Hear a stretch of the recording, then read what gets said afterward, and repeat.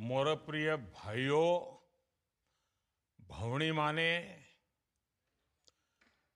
पराक्रम दिवस अवसर रे शुभेच्छा।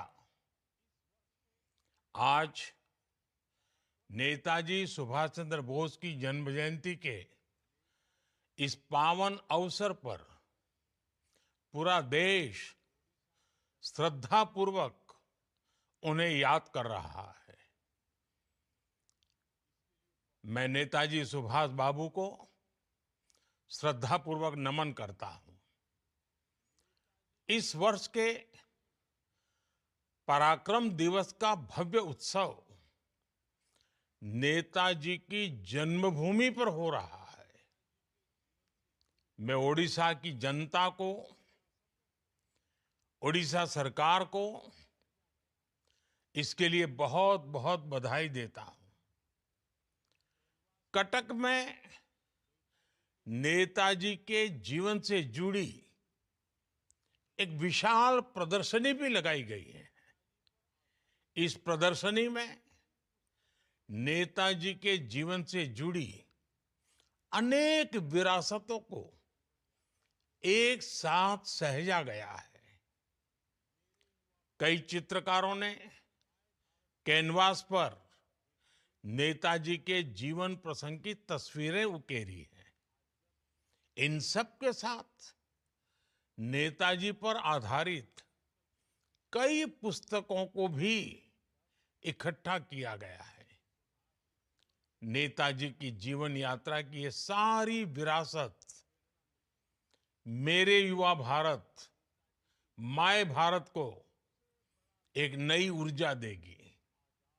साथियों, आज जब हमारा देश विकसित भारत के संकल्प की सिद्धि में जुटा है, तब नेताजी सुभाष के जीवन से हमें निरंतर प्रेरणा मिलती है। नेताजी के जीवन का सबसे बड़ा लक्ष्य था आजाद हिंद। उन्होंने अपने संकल्प की सिद्धि के लिए अपने फैसले को एक ही कसौटी पर परखा, आजाद हिंद। नेताजी एक समृद्ध परिवार में जन्मे। उन्होंने सिविल सर्विसेज की परीक्षा पास की। वो चाहते तो अंग्रेजी शासन में एक वरिष्ठ अधिकारी बनकर आराम की जिंदगी जीते, लेकिन उन्होंने आजादी के लिए कष्टों को चुना, चुनौतियों को चुना, देश विदेश में भटकना पसंद किया। नेताजी सुभाष कंफर्ट जोन के बंधन में नहीं बंधे। इसी तरह आज हम सभी को विकसित भारत के निर्माण के लिए अपने कंफर्ट जोन से बाहर निकलना है। हमें खुद को ग्लोबली बेस्ट बनाना है। एक्सीलेंस को चुनना ही है। एफिशिएंसी पर फोकस करना है।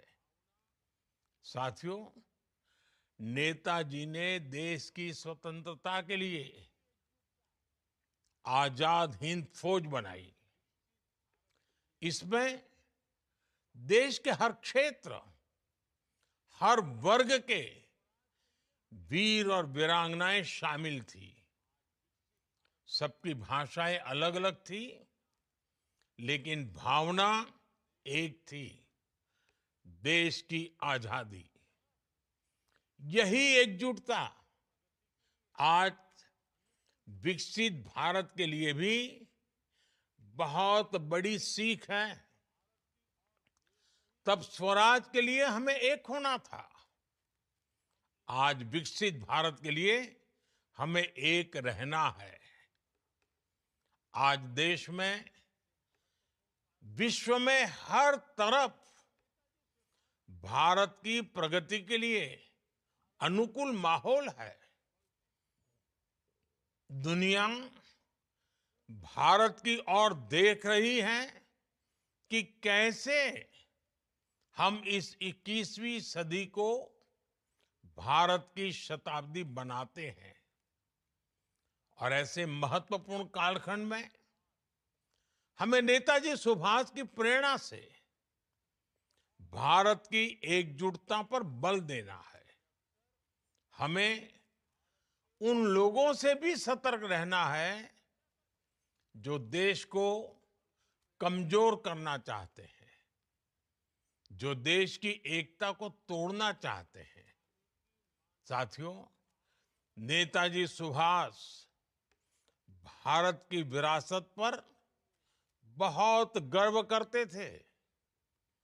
वे अक्सर भारत के समृद्ध लोकतांत्रिक इतिहास की चर्चा करते थे और उसे प्रेरणा लेने के लिए समर्थक थे।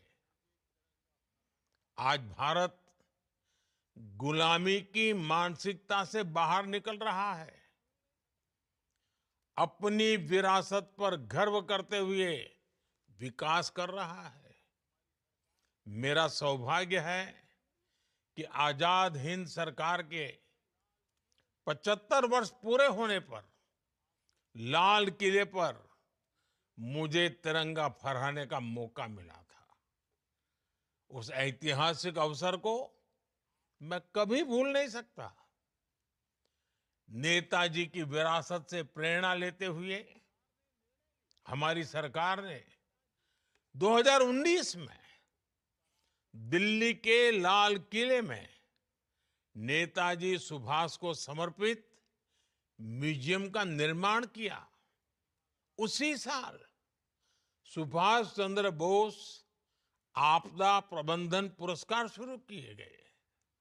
2021 में सरकार ने निर्णय लिया कि नेताजी की जयंती को अब पराक्रम दिवस के रूप में मनाया जाएगा।